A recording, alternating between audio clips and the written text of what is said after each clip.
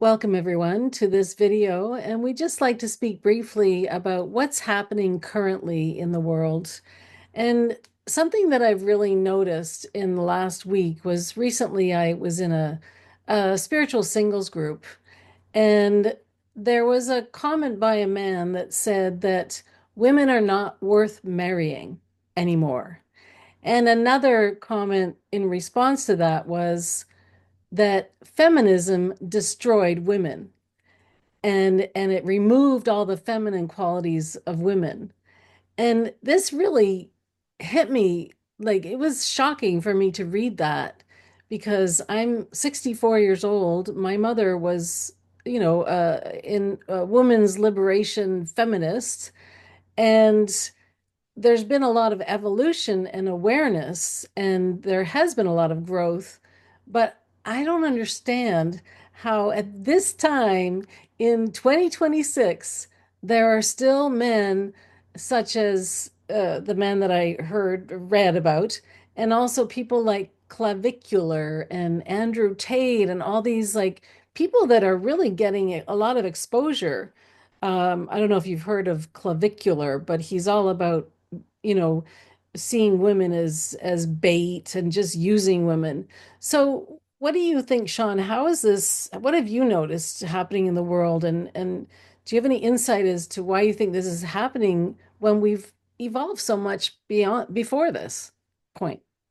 Yeah, what I've observed, and I've kind of noted it in our past video, is that as the balancing of the energies has emerged, we get a pendulum swing and it goes from one extreme to the other. And both of the energies are subject to this. But what I see is as the feminine energy is rebalancing, it's going to naturally affect the other energy polarity.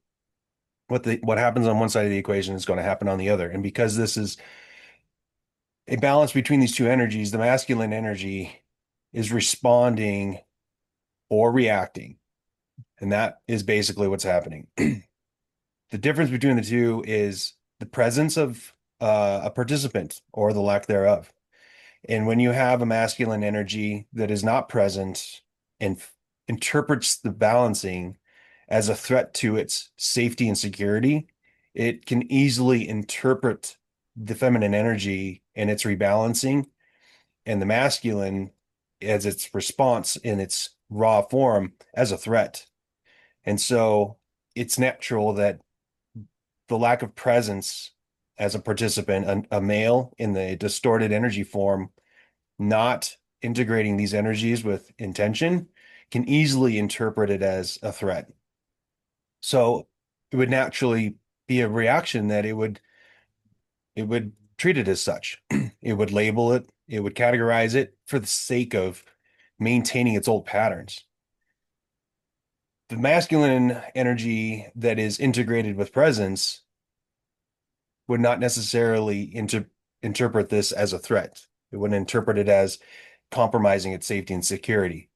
It doesn't mean that it wouldn't be a challenge, but it does mean that the male or the female that is present with this type of a change in the energy relationship would navigate the evolution with presence and intention. And so you would see the old patterns fall away. You wouldn't see blame, shame, accusation, and criticism. You would see the inner world shift to reflect the outer world that they seek to assimilate and balance with as much as the external reality that they wish to bring forth. And when they're present with this greater flow of energy, then it wouldn't be treated so much like a toxic or threatening imposition. And when you, like, I grew up in a different era than you. So, I grew up in women's liberation time, burning their bras and all that stuff.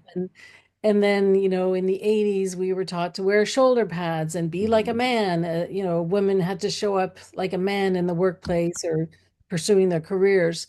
So I'm curious, as a man 20 years younger, and you're an evolved man, so you've balanced your masculine, feminine. Mhm. How do you see feminism? How do you like, what does that mean when you hear the word feminism and the concept of feminism? I'm really curious. So I grew up in that era where it wasn't an introduction to an existing state of being for me. I emerged into the transition. So it was almost more like second nature. So I already had one up as opposed to the previous generations that had established comfort zones and patterns that served the interest that they sought. No judgment, no good or bad here. Just that was the way of living then. And with the introduction of the balancing of those energies, for them, I could see how it would be much more easily interpreted as a threat or something to overcome that wasn't welcomed.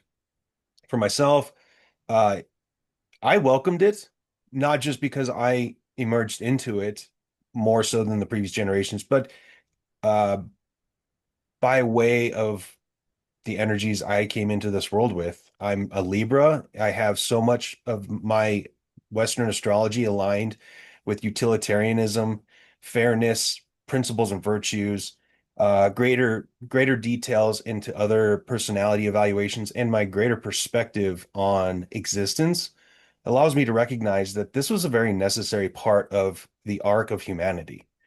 We would not move into a greater period of prosperity and harmony if we don't balance these kinds of energies. These are at the core of some of the most profound polarities in our world.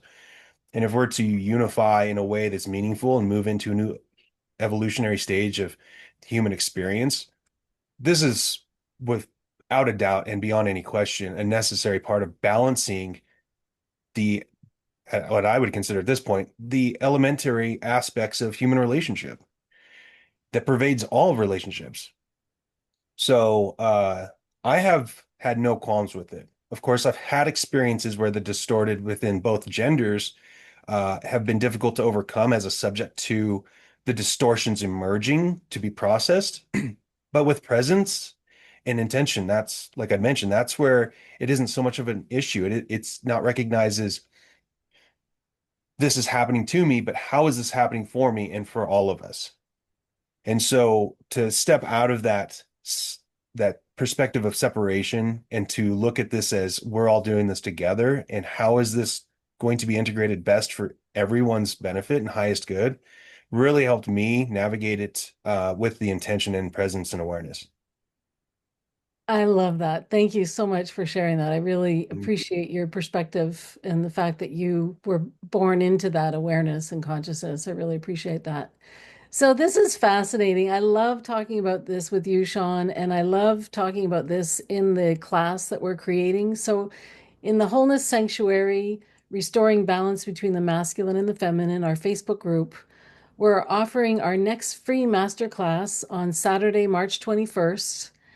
And where the theme of the next class is going to be embodying the sacred masculine, power without domination, the lion-hearted path. So we hope you will join. It's a free masterclass, and we're going to be doing sharing, healing, teaching, and integrating and transmuting. So we really hope you'll join us and be part of the conversation because it's a conversation that is really important, I believe, in these days that we're living right now.